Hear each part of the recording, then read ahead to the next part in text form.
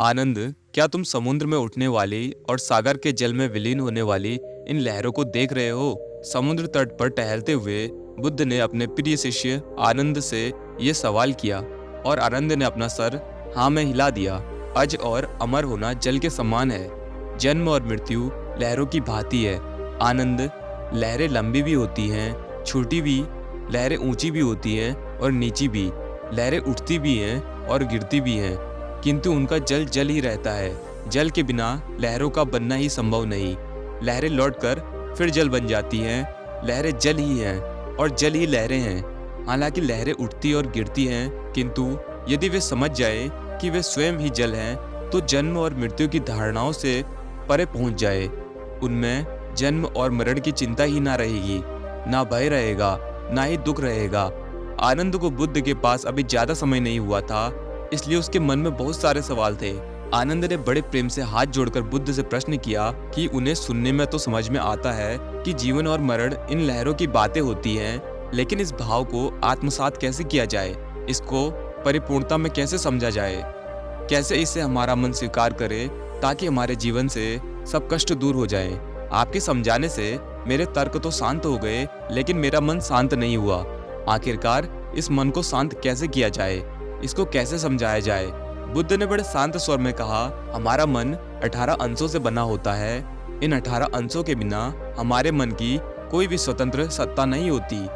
जब तुम इन 18 अंशों को भली भांति समझ लेते हो, तो तुम अपने मन के गुलाम नहीं रह जाते, तुम उसके मालिक बन जाते हो। जिसकी लगाम तुम्हारे हाथ में होती है, उसके बाद तुम अपने मन के पीछे नहीं दौड़ते, बल्कि तुम्हारा मन तुम्हारे अनुसार कार्य करता है। इन 18 अंशों में सबसे पहले क्षय इंद्रियां होती है। क्षय इंद्रियों के विषय होते हैं और क्षय इन इंद्रियों के द्वारा जन्म लेने वाली चेतनाएं होती हैं। सहन शक्ति, दृष्टि, सुनने की शक्ति, सूंघने की शक्ति, स्वाद, काया चेतना और मनुष्य चेतना, और इन सहइंद्रियों के विषय होते हैं रूप, ध्वनि, गंध, स्वाद, स्पर्श और चित्त के विषय। और 6 चेतनाएं जो इंद्रियों के कारण जन्म लेती हैं, वे इस प्रकार हैं: देखना, सुनना, स्वाद लेना, स्पर्श करना और समझना। इन 18 अंशों के बिना कोई मन नहीं होता। ये 18 अंश जन्म, मृत्यु और परिवर्तनशीलता से बंधे होते हैं। इसलिए मैं कहता हूँ कि मन नाना प्रकार की भावनाओं का एक संग्रह है, जिसकी प्रकृति ही परिवर्तनशील होती है।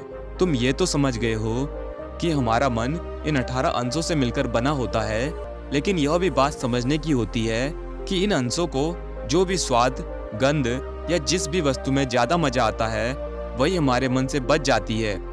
उसी का हमारा मन गुलाम हो जाता है। कि अगर तुम्हें गर्मी लग रही है और अचानक तुम्हारे सामने कहीं से ठंडी हवा आने लगे, तुम समुद्र के सामने टहल रहे हो और तुम्हारे चेहरे पर ठंडी ठंडी हवा की बौछार पड़ने लगी। इससे हवा तुम्हारी काया को स्पर्श करेगी, जो तुम्हें आनंद देगी, और उस आनंद को पाने के लिए तुम्हारा मन हमेशा तैयार रहेगा।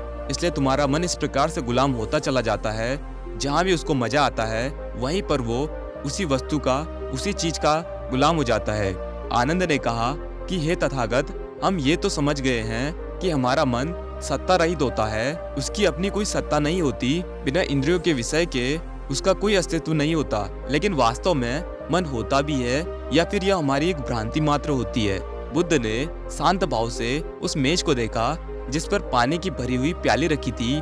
उसकी ओर संकेत करते हुए बुद्ध ने कहा, वह प्याली भरी है या खाली? गुरुवर, प्याली में पानी भरा है। आनंद, इस प्याली को बाहर ले आओ और इसे खाली कर लाओ। आनंद ने वैसा ही किया। बुद्ध ने मेज पर रखी खाली प्याली उठाकर उलट दी और पूछा, आनंद, अब ये प्याली भरी है या खाली?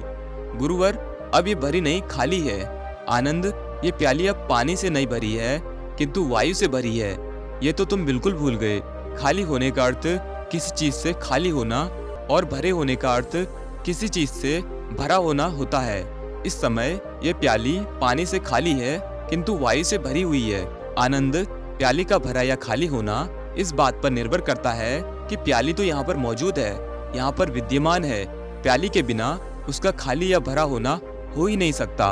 आनंद ने हाथ जोड़कर कहा, प्रभु, तब तो हमारे मन में विचार चलते रहते हैं, नाना प्रकार की इच्छाएं उड़ती रहती हैं। तो इसका मतलब तो यह हुआ कि मन वास्तविकता में होता है, इसकी अपनी सत्ता होती है। बुद्ध ने मुस्कुराकर कहा, आनंद, शब्द जाल में मत फंसो। मन का अस्तित्व इतना सूक्ष्म है कि उसे सामान्य अवधारणा से समझा नहीं जा सकता। उनका अस्तित्व वैसा ही है जैसा शून्यता का अस्तित्व होता है। आनंद, अभी हमने भरी और खाली प्याली की चर्चा की। यद्यपि हमने समझ लिया कि मेज पर रखी प्याली जल से खाली है, यदि हम गहराई से देखें तो ये भी पूर्णतः सत्य नहीं है। आनंद, जिन तत्वों से प्याली का निर्माण हुआ है, क्या उनमें आप जल तत्व की विद्यमानता नहीं देखते? आनंद ने कहा कि प्रभु, प्याली बनाने के लिए कुम्हार ने तो मिट्टी ही सहानी थी, उसमें जल तो था ही। ठीक कहा आनंद, यदि हम गहराई से देखें तो प्याली में जल तत्व विद्यमान है। हालांकि हमने पहले कहा था कि प्याली जल से खाली है। प्याली की विद्यमानता जल की विद्यमानता पर ही निर्भर है। क्या तुम इस प्याले में अग्नि तत्व को देख पा रहे हो? जी हाँ प्रभु, प्याले को पकाने के लिए अग्नि तत्व जरूरी है। बिना गर्मी या अग्नि तत्व के यह प्याली पक ही नहीं सकती। बुद्ध ने पूछा कि इसके अतिरिक्त और क्या देख रहे हो? आनंद ने उत्तर दिया कि मैं वायु तत्व को भी देख रहा हूँ। वायु ना होती तो ना तो अग्नि जलती और न कुम्हार जीवित रह सकता था। मैं इसमें कुम्हार के कुशल हाथों की कारीगरी, उसकी चेतना, उसकी भट्टी, वे पेड़ जिनसे भट्टी जलाने की लकड़ी आती है, वर्षा, धूप और पृथ्वी जिससे वे पेड़ उगते हैं, उन सबको देख पा रहा हूँ। प्रभु, परस्पर अवलंबित उन हजारों तत्वों को मैं देख रहा हूँ जो इस प्याली को अस्तित्ववान बनाने में योग देते हैं। बुद्ध ने कहा कि बहुत सुंदर। आनंद, प्याली पर ध्यान करने से उन सभी तत्वों को देखा जा सकता है जो उसके भीतर और बाहरी विद्यमान होते हैं। तुम्हारी अपनी स्वयं की चेतना भी उनमें से एक तत्व है। यदि तुम गर्मी सूर्य को लौटा दो, मिट्टी पृथ्वी को लौटा दो, जल सरिता को लौटा दो, कुम्हार को उसके माता पिता को लौटा दो, लकड़ी वन के वृक्षों को लौटा दो, तो क्या प्याली का अस्तित्व संभव है? आनंद, ध्यान करने पर हम पाएंगे कि प्याली स्वतंत्र रूप से सत्ता में आ ही नहीं सकती। यही बात हमारे मन पर भी लागू होती है। हमारे मन का स्वतंत्र रूप से कोई अस्तित्व नहीं होता। इसका अस्तित्व तभी बनता है जब हमारी इंद्रियां कार्य करती है। आंखों से देखा हुआ सुंदर रूप हमारे मन में उतर जाता है, हमारे मन को लुभा लेता है। उसी प्रकार अच्छा स्वाद, अच्छा शब्द, अच्छे गीत हमारे मन में हमारी इंद्रियों के द्वारा प्रवेश करते हैं और वह हमारे मन में अपनी सत्ता स्थापित कर लेते हैं। लेकिन आनंद, अगर एक आदमी अपनी इंद्रियों के प्रति सजग रहता है, होश में रहता है, पूरे ध्यान में रहता है, तो वो अपनी इंद्रियों के द्वारा उसके मन में प्रवेश हो रहे उन विषयों को देख पाएगा जिनसे उसका मन गुलाम होता चला जाता है। लेकिन जो इंसान होश में नहीं रहता, वो अपने मन के लिए ही नाना प्रकार की बेड़ियां बनाता रहता है और उसे कभी भी समझ में भी नहीं आता कि उसका मन इतना दुखी क्यों है, उसका मन इतना गुलाम क्यों है। इंद्रियों के द्वारा जो भी विषय हमारे मन में प्रवेश करते हैं, उनका विश्लेषण हमारी बुद्धि के द्वारा होता है। लेकिन अगर हमारी चेतना सोई हुई है तो हमारी बुद्धि व्यर्थ हो जाती है, वो बेकार हो जाती है, हमारी बुद्धिमत्ता किसी काम की नहीं रह जाती।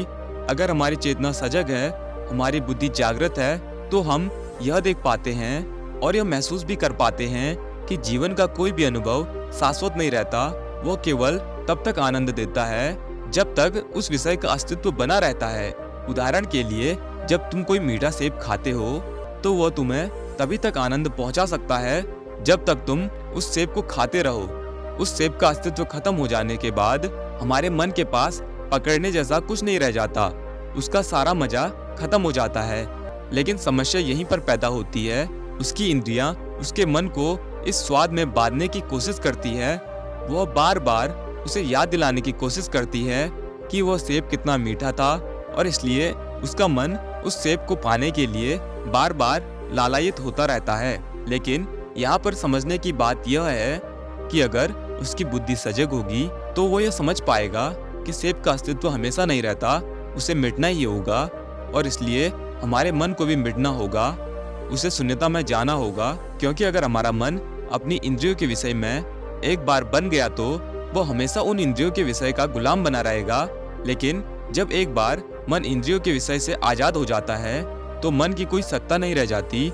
उसके बाद हमारी इंद्रियां सिर्फ अपना कार्य करेंगी क्योंकि हमारी बुद्धि हमारी इंद्रियों के ऊपर उसकी मालिक बनकर बैठी हुई है, जो उनसे कार्य करवा रही है। कहने का अर्थ यह है कि एक बार अगर मन मिट जाता है तो हमारी इंद्रियां सत्य की अनुभूति करती हैं। वो किसी विषय से प्रभावित होकर उसे भ्रांत दृष्टि से नहीं देखती, बल्कि उसे उस दृष्टि से देखती है उसी प्रकार महसूस करती है जिस प्रकार उसका अपना स्वरूप होता है, अपना अस्तित्व होता है। उदाहरण के लिए, जब तुम कोई मीठा सेब खाते हो तो एक बार जब तुम्हारी जीभ उसका मीठा स्वाद चख लेती है तो उसके बाद जब भी तुम किसी दूसरे सेब को देखोगे तो तुम उसी स्वाद को याद करोगे, लेकिन जरूरी नहीं होता कि हर सेब उतना ही मीठा निकले। इसलिए हमारी दृष्टि उस स्वाद की वजह से आकर्षित हो जाती है, वो भटक जाती है और वो उस सेब को उसके असली स्वरूप में नहीं देख पाती। काम वासना में लिप्त आदमी अपने सुख भोग के लिए एक बार जो आनंद ले लेता है वो बार बार उसी आनंद को लेने की कोशिश करता है, लेकिन हर बार अलग अलग इंसान के साथ वही सुख भोग हासिल करना चाहता है और इसलिए वो काम वासना के चक्र में फंसता चला जाता है, क्योंकि उसकी इंद्रियों ने जो एक बार सुख भोगा उसके मन में वो सुख स्थापित हो गया और उसका मन उस सुख को पाने के लिए उसे दर दर भटकाने की कोशिश करता है। बुद्ध ने आनंद को संबोधित करते हुए कहा कि तुमने कभी भिक्षु का जीवन देखा है?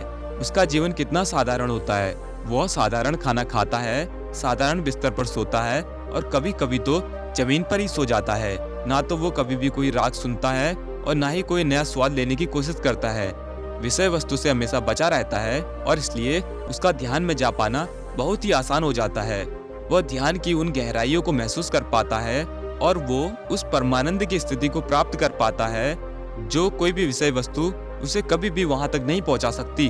कोई भी विषय वस्तु एक सीमित समय के लिए तुम्हें कुछ आनंद दे सकती है, लेकिन परम आनंद वो होता है जो किसी भी विषय वस्तु से जुड़ा हुआ नहीं रहता, जो शाश्वत होता है, जो सत्य होता है। लेकिन वो परम आनंद तभी शाश्वत रह पाता है जब हमारा मन मिट जाता है। तुमने बहुत से लोगों से सुना होगा कि इस काम में हमारा मन नहीं लगता या फिर इस काम में हमारा बहुत मन लगता है। वो आस्तिकता में जब मन मिट जाता है तो उसे हर काम में वही आनंद आता है जो उसे अपना रुचिपूर्ण कार्य करने में मजा आता है। वही आनंद वो हर काम को करने में महसूस करता है, लेकिन वो तभी संभव हो पाता है जब वो अपने मन को मिटा देता है, जब वो परमानंद की स्थिति को प्राप्त कर लेता है। और मन तभी मिट सकता है या फिर परमानंद तभी प्राप्त किया जा सकता है जब हम अपनी इंद्रियों के विषय के प्रति पूरे सजग रहें, पूरे होश में रहें। इसके बाद बुद्ध ने सभी को वो ध्यान करने के लिए कहा जिससे वह अपनी इंद्रियों के प्रति सजग हो सके। इसके बाद बुद्ध ने सभी को वो ध्यान करने के लिए कहा जिससे वे अपनी इंद्रियों के प्रति सजग हो सके। बुद्ध ने उनको बताया कि आज जब तुम ध्यान करो तो अपनी इंद्रियों के प्रति पूरे सजग रहना। तुम्हारे कान क्या सुनते हैं, तुम्हारी त्वचा कैसा महसूस करती है, और सभी इंद्रियों के प्रति इसी प्रकार जब तुम सजग रहोगे तो तुम्हें पता चलेगा कि तुम्हारे मन में विषय किस प्रकार प्रवेश करते हैं। इसके बाद बुद्ध, आनंद और उनके सभी शिष्य गहरे ध्यान में उतर गए।